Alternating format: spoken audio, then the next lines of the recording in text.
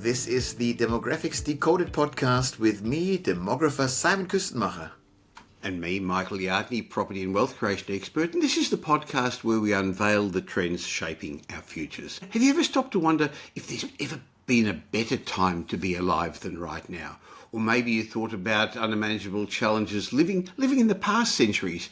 Look, every era seems to have its golden moments and its dark chapters, but in my mind, when you weigh up the pros and cons, it's hard to argue that any other time in history compares to the opportunities and the advancements we enjoy today. So, Simon, today I'd like to have a closer look at what life could be like in the past, when it was maybe the best time to be alive. And at the moment, people are complaining a lot, aren't they? There's the geopolitical problems, there's the cost of living problems, but things are, for some people, undeniably tough. But boy, there's some good opportunities around. Absolutely. And of course, it always depends on your point of view, but not just the status quo that you're actually in, because we also are very, very susceptible to understanding trends.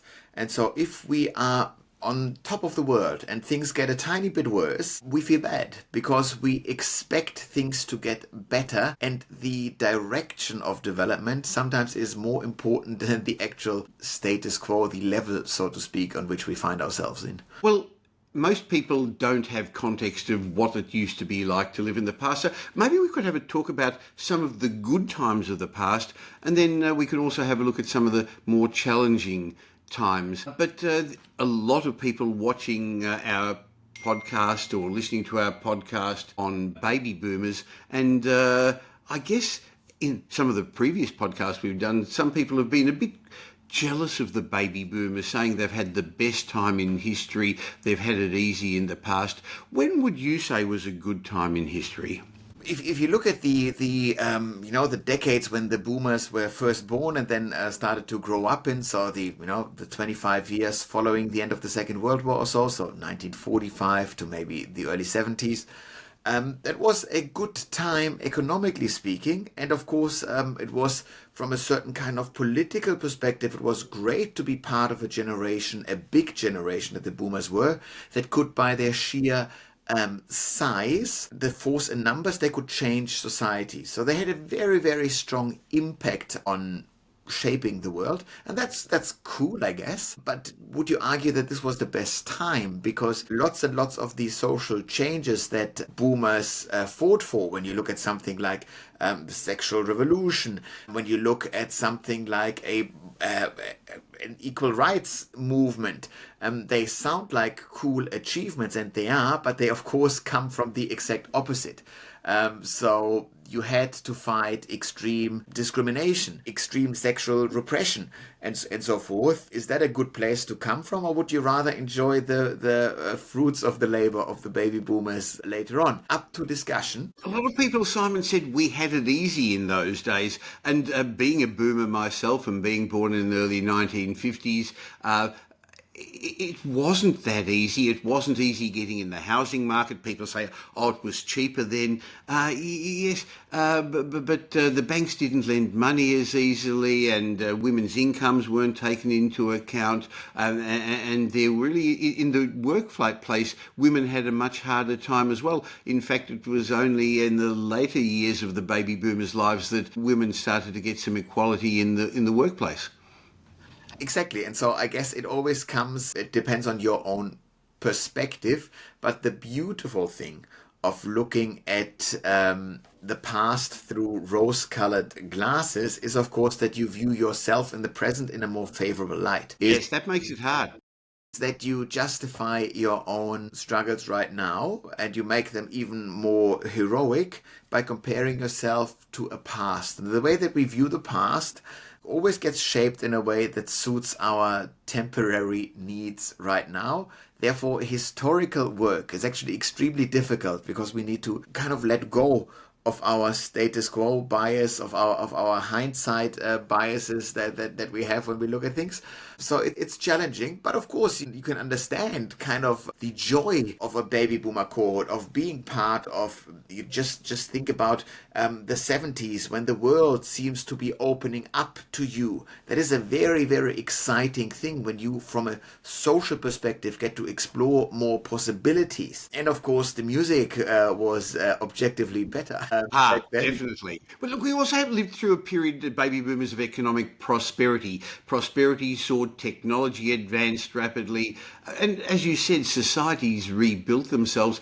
And many people said Australia was the lucky country. Sure, housing was more affordable. But interestingly, Simon, when people are saying that baby boomers had it easy and first home buyers are having difficulty, and I'm not denying the challenges many people are having currently getting into the housing market, from a property perspective, last year in 2024, there was about 540,000 property transactions all up over the year, according to CoreLogic. And according to finance statistics, about 110,000 of those were to first home buyers. So interestingly, despite the challenges, there was still about 20% of all transactions went to people buying their first home, and that doesn't include rent investors. So there are still opportunities now, but yes, the baby boomers lived in a great time where inflation pushed up the value of assets, but also wages kept up and living standards improved a lot. Look at the houses we live in today compared to houses baby boomers' parents lived in, Simon. They're very, very different, aren't they? Exactly. So the housing stock got better on average. That's undeniably true. But also you need to understand that we have changing expectations. You Yes. normalize what you expect by growing up in a certain way. The millennials who are now starting families are the kids of baby boomers, meaning they grew up in the houses of baby boomers.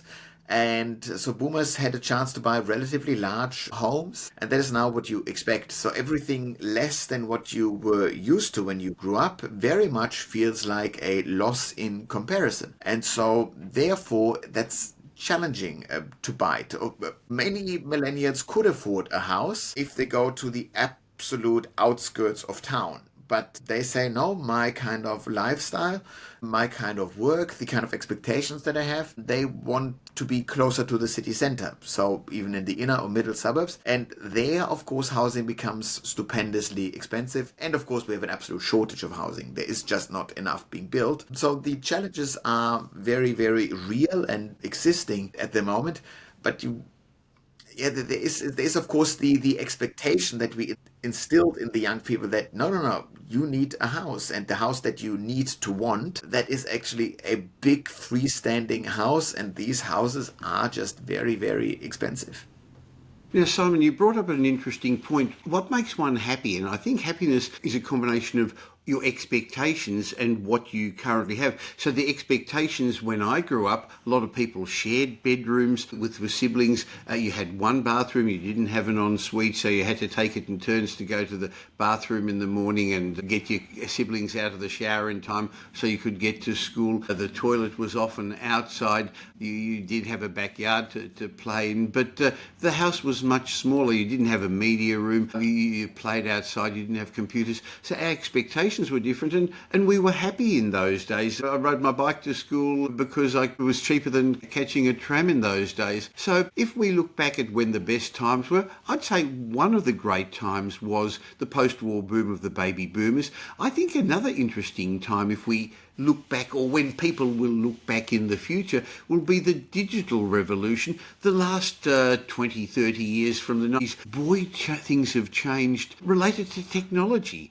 I remember when I first got onto the internet, I had a dial-up modem, and I'd connect up and I'd connect to the internet. Actually, I wasn't really even sure what I was going to do with this new thing, the internet. But I'd dial up and somebody would send me an email, but I'd go off and have a shower and came back and the subject line eventually downloaded. And then I really do remember when I got my first iPhone. Pam and I were on vacation in Sydney in January 2008, and a friend of ours, Val, who'll be watching this, had imported an iPhone or got it on eBay. They weren't available in Australia yet, and we went straight out to actually go on eBay and get these imported iPhones that had to be hacked to come into Australia, and now we've got AI.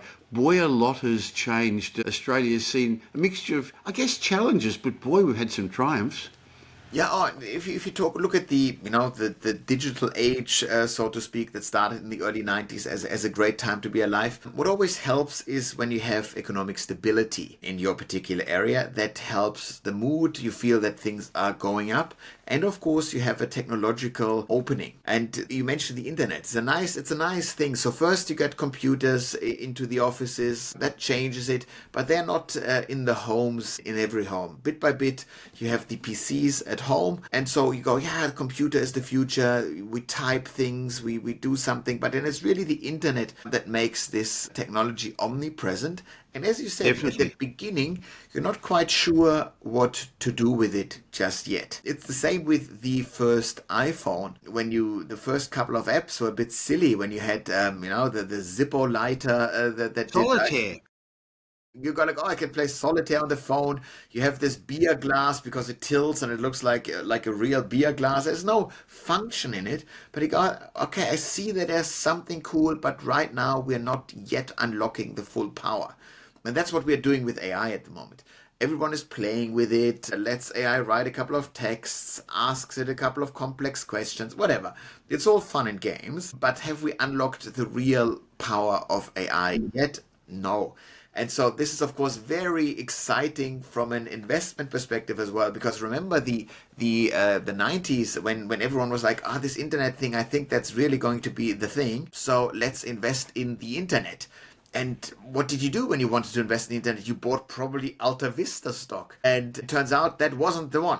Turns out you should have been on the lookout for a thing called Google, which was a small upstart and then turned out to be one of the biggest companies in the whole world. Now, of course, the question is, what is happening in the AI world? And everybody wants to be the first one to jump on the new Google. It's like, is OpenAI, is that going to be it? Is it a Mistral from the French? Is it DeepSeek from the Chinese? Probably is a new thing that we don't know. So this is why this is also an exciting time right now. But when we really look at the best time in history to be alive, I would always scan the world for, well, how good is medicine? Well, medicine just got better and better and better. So the present is pretty darn good because we have the best medicine, and that means there's less suffering if we can afford the medicine. So that's pretty cool.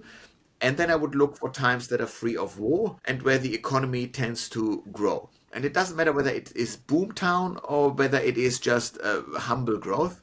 I think ultimately once you have a stable country, economic growth, no war, it's pretty good. Pretty good to be in that time. Well, when you think about it, medical advances, remember only a few years ago when COVID came in, how quickly vaccines came out. And sure, there's been arguments for and against them, but I know it saved lots of lives. So the fast advance of medical technology has been amazing. Interestingly, just on your AI analogy, I read a really interesting article suggesting that electricity was invented in the 1800s, but it wasn't until the 1930s that every house had a toaster and a kettle and electric appliances. And this is really what AI is going to be, just like the internet now really is in the background and hidden, and there's the apps that we use. Much the same with AI. We're just at the beginning of things, and it's going to be the pipeline to be able to do lots of things in the future, probably not 100 years from now, but maybe 5-10 years from now. So we are living in a great time. On the other hand, Simon, I'm glad I wasn't alive during certain challenging times in the past. My grandparents and yours also would have been living through the Great Depression after the First World War. If you were born in the 1920s or early 30s, as my mother was, you'd have had harsh, soul-destroying times, not just in Australia, but in Europe, where your family was, in fact, all over the world. Absolutely. Just the idea of understanding what a Great Depression is that everything goes down, is that you can't afford food, that you just have to worry about, even though you kind of seem to be living in a functional society, in a functional city. It's not a war-torn area. It's just you run out of food, and that is just brutal. When you talk about unemployment rates that are so high that you essentially willingly give yourself into slave labor type wages so that you can feed your families. These are dire times. And of course, people that grow up in those times, they are very markedly shaped by these times forever. And so this is why another important reason when we talk about the baby boomers, they did not live through those times, not shaped by it. So the generations preceding boomers, they were very much shaped by these or scarred by these experiences. So it's a bit of a gift that boomers were the lucky generation, so to speak, to have been spared those type of developments. My grandmother used to turn the lights out as she left the room, remembering those difficult times. They used to save up, they used to store things in the pantry just in case there wasn't food coming. It was a very different world. And it wasn't just in Europe or America, as one tends to read about. Apparently, during those difficult times, Sydney bore the brunt of the Great Depression in Australia, where 1 in 3 breadwinners were out of work, Simon. I actually remember an expression about bread and dripping children, as thousands of families were homeless and they lived in impromptu camps. They didn't have home shanty towns. That was in Australia, Simon. Exactly, and not that long ago. We're talking about less than 100 years ago, which Yes. of course sounds sometimes quite And there long. wasn't the welfare systems we've got today, I guess. That was one of the big things, wasn't it? And this is another important thing we need to talk about, the role of institutions. It is quite popular just to actually complain about government and to complain about the inefficiencies of a government system, these are correct statements. But ultimately, the result of living through 2 world wars, of living through a Great Depression across the Western world actually did lead to us creating institutions and welfare nets and safety nets and a sense of social justice and fairness for all. These are pretty great things, and we can only now, as generations that have not lived through such dire times, complain about those institutions and essentially just take them for granted and complain about every little thing that isn't working perfectly, rather than to understand what kind of strong society we actually did manage to build. So I've always advised against what Elon Musk is doing right now in the US, completely ripping apart with his Doge operations the functioning networks in the search of more and more efficiencies. Like, are you making it more efficiency, or how much suffering are you creating for people who rely on those nets? So a purely utilitarian, hardcore, data-driven worldview might forget about these kind of things and just see them as numbers. But there are real humans behind all of these institutions that try to protect us from dire times like we experienced in the Great Depression. Now, I want to just take a moment out from my session with Simon today to remind you that Simon Kuestenmacher is going to be the keynote speaker at Wealth Retreat on the Gold Coast on the 3rd to the 7th of May. Now, once a year we get together with a small group of already successful business people, entrepreneurs and investors.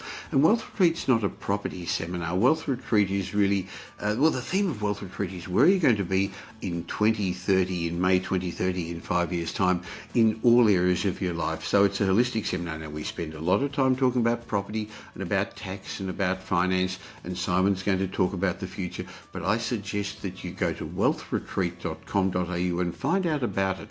But please don't count yourself out. The successes we've seen from people who've come to previous Wealth Retreats has been amazing, because you go in with a whole lot of ideas and plans for the next 5 years, but you go out with a structured plan rather than just ideas. And then I always have a one-on-one implementation session with people afterwards to make sure that they implement that plan. But we've got an amazing faculty of property, tax, business, finance, development and demographic faculty, the best faculty I could put together, and it's an intensive 5 days, but everything's included, including a lot of one-on-one time with the experts. But more than that, building a community. A lot of people that are listening to this, watching this, feel that they're a bit isolated. So the aim of Wealth Retreat is to build a community which we help keep together so that you can talk to others about your successes and failures in business, in property, in money, in entrepreneurship. wealthretreat.com.au. I invite you to join us on the Gold Coast in the beginning of May. Well, I think it's our responsibility when you earn some money and become wealthy, as I've been lucky enough to do, to actually give back to the community. There's always going to be people who are going to need the support, disenfranchised people. So I think it's great that we've got those. Are they spending our money the most efficiently? Probably. Well, not. But having said that, that's one of the advantages of living today. I guess another time I wouldn't have liked to be lived was during the World Wars, the First World War, the Second World War. Simon, Pam and I, as you know, just recently came back from a long cruise, and one of the interesting things that shocked me in the Philippines was we went to an American cemetery of people who died in the Second World War in the Philippines. I didn't know how many Americans. You see the movies about Arlington, these huge cemeteries with the cross graves there. There was just thousands and thousands of young people, some of them they still haven't worked out their names, who died in the war. And this was just in the Philippines. The trauma of war and loss is something that fortunately I have never experienced, but I would not have liked to, if we talk about bad times, live during the war periods. Oh, absolutely. That is the ultimate horror, is to live in a war-torn society. And these war-torn societies still exist. You have Ukraine, yes. You have Gaza, you have, well, and then it's more like civil war areas all across sub-Saharan Africa. This is the kind of like a war belt that almost goes across the whole continent just below the Sahara. That is rough. That is unimaginable suffering. So whenever you happen to be in a time and place that is not ravaged by actual warfare, that is a gift of the gods, so to speak, to not be living in these kind of times. And it's a good human instinct that we thrive to better our lot in life and so forth, and that we always want more. There's positive energy to be harnessed there. But we must always remember that there is not only upwards potential, there's also downwards potential. And at least we're dodging those literal bullets here by not living in a war-torn area right now. I guess if we just look back at when you wouldn't have liked to live, the medieval period, the Middle Ages would have been brutally hard as well. I guess a lot of people were subsistence farming.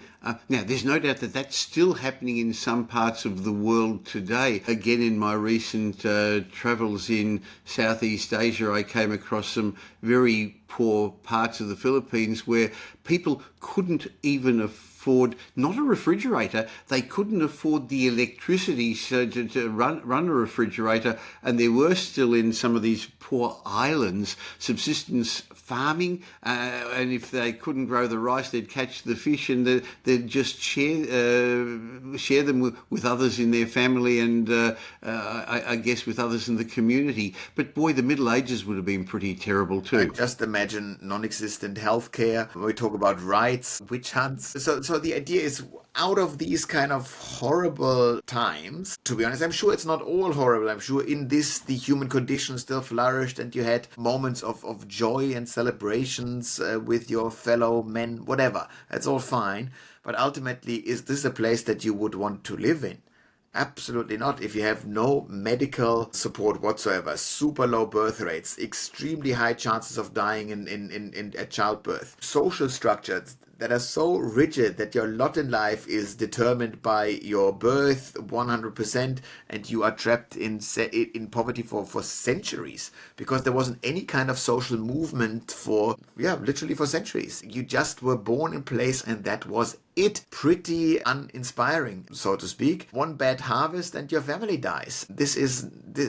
Didn't have food storage in any kind of like really long lasting way to get through one bad harvest. Not very enjoyable. So it comes back to the main understanding. If you ever asked what is the best time in history to be alive, the present is probably the right answer.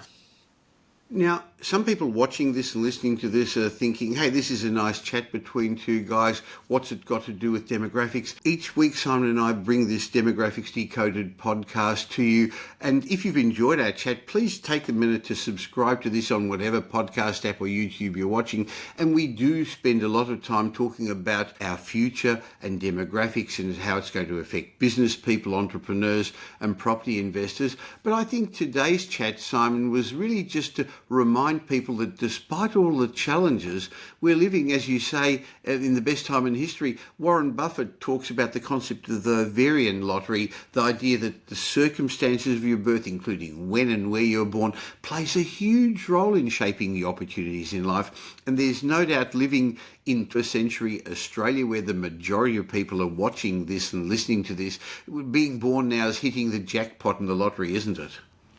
Absolutely. And it's crucial whenever you analyze the status quo or the current direction of your country, of your business, whatever it is, to do this in a broader historical context, to understand your here and now, not just through the, through your own eyes right now, but to constantly understand a broader span of time in history, so you can actually place yourself in a broader context. That allows you for better judgment of what might come and to appreciate what you have. So it's almost a spiritual exercise today.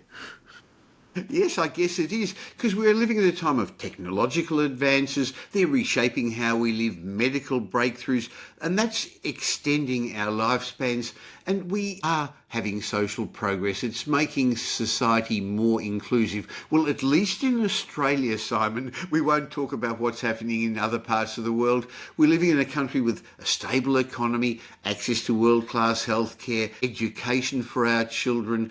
And in Australia, there's the opportunity to create wealth in a way that past generations could only dream about. That's, I think, one of the great opportunities that now is available for us. Absolutely. This is a reoccurring theme on this podcast, isn't it? Is to always remind people, even in times of economic struggles in Australia, to say, no, the actual level that we find ourselves in, historically viewed, is actually still pretty good. This is not meant to diminish in any way your current financial struggles or whatever it might be, but to go, yes, it could be better and we should strive for it to be better, but also it could be markedly worse. Well, understanding the past is important. Similarly is understanding the future. And I know you and the Demographics Group do a lot of research on what the future is likely to hold. And you advise businesses, institutions and governments. And so if people would like to get you to speak to their organisation or their business, I'm going to leave a link in the show notes so they can have a chat with Fiona and your team and see how you can help. What sort of businesses have you been helping? Where have you been travelling lately?